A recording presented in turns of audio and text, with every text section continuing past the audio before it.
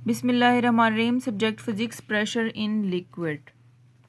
Pressure in liquid को किस तरह से मेजर किया जा सकता है? लिक्विड के मॉलिक्यूल्स 1 मीटर स्क्वायर के ऊपर कितनी फोर्स लगा रहे हैं, हम इसको बोलते हैं प्रेशर। यानी कि प्रेशर कितना है, जितना फोर्स लग रहा होता है पर यूनिट एरिया के ऊपर, उसको क्या बोलते हैं? प्रेशर बोलते हैं। एक एक्सपेरिमेंट डिज़ाइन किया है यहाँ पे कि एक बीकर में वाटर लिया है।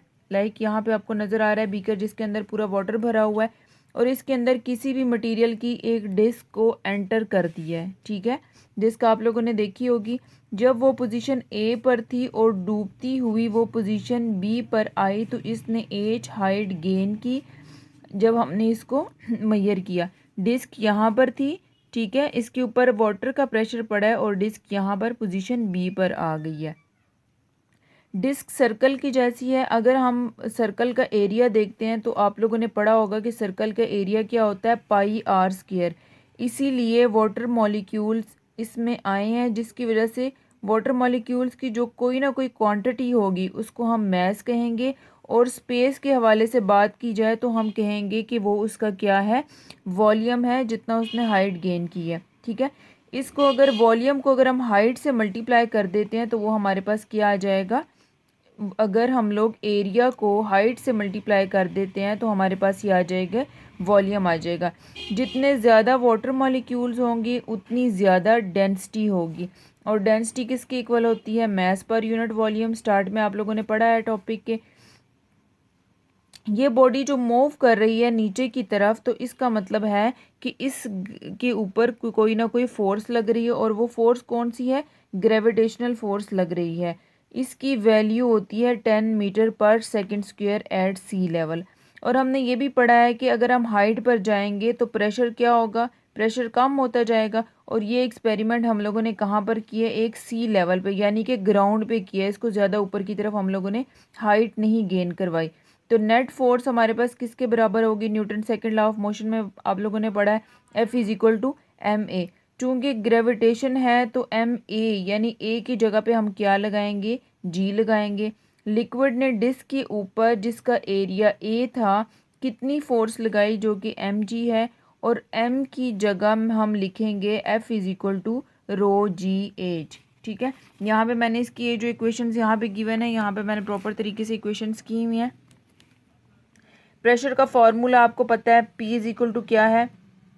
F/A। ठीक है, अगर हम लोग यहाँ पे density mass per unit volume है, डेंसिटी को हम रो कहते हैं। इसको इस तरह से, जैसे P नज़र आ रहा है, इससे भी डिनोट किया जाता है। ठीक हो गया, डेंसिटी को इन दोनों साइन से डिनोट किया जाता है। डेंसिटी हो गई रो, मैस हो गया M, वॉल्यूम हो गया V। अगर यहाँ पे V को हम लोग इस साइड पर ले आते हैं तो मैस किसके इक्वल हो जाएगा? रो V की जगह भी, यानी ये V डिवाइड हो रहा है, इधर आके मल्टीप्लाई हो जाएगा, तो मैस किसके इक्वल आ जाएगा? रो V के। अगर हम लोग यहाँ पे देखते हैं तो वॉल्यूम किसके इक्वल होता है? A multiplied by H. तो इस V की जगह मैंने लगा दी है AH, यानी V की वैल्यू लगा दी। अब वॉल्यूम आपको पता है क्या होता है? जब हम लोग 3 हाइट को या 3 लेंथ को आपस में मल्टीप्लाई करते हैं तो वो बन जाता है वॉल्यूम। जब 2 हाइट मल्टीप्लाई होते हैं तो वो हो जाता है हमारे पास क्या? एरिया। तो 2 हाइट बन गया एरिया, और एक H height as it is आ गई। तो वॉल्यूम किसके इक्वल हो गया? एरिया मल्टीप्लाइड बाय हाइट, जो कि मैंने यहाँ पर शो कर दिया। अब मैस किसके इक्वल आ गया? रो ए एच के।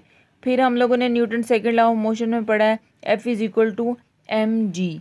ठीक है, और M की जगह मैंने ये रो ए एच की वैल्यू लगा दी, और ये G इसके साथ एज इट इज़ आ गया।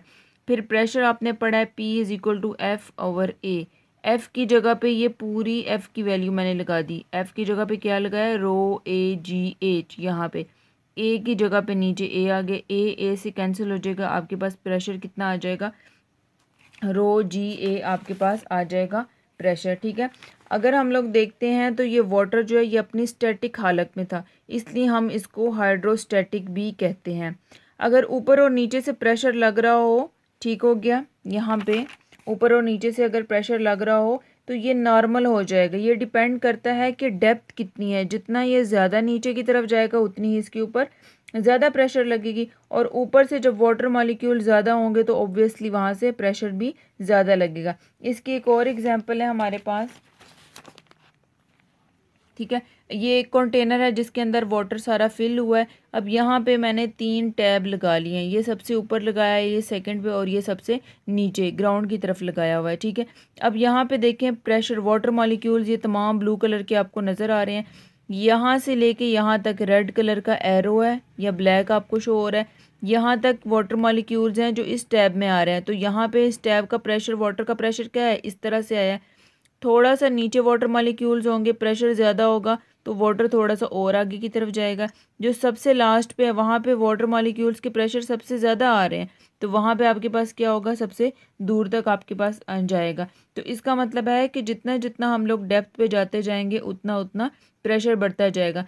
आप लोगों ने देखा होगा जो गोताखोर होते हैं, जितनी ज़्यादा वो डेप्थ में जाते हैं, जितने ज़्यादा वो सी लेवल पे जाते हैं, नीचे की तरफ जाते हैं, तो वाटर मॉलिक्यूल्स ऊपर से इतना ज़्यादा होता है जिसकी वजह से उनको तैरना मुश्किल हो जाता है। तो प्रेशर इन लिक्विड क्या है कि जितने वाटर मॉलिक्यूल्स ज़्यादा होंगे उतना ही प्रेशर ज़्यादा लगेगा।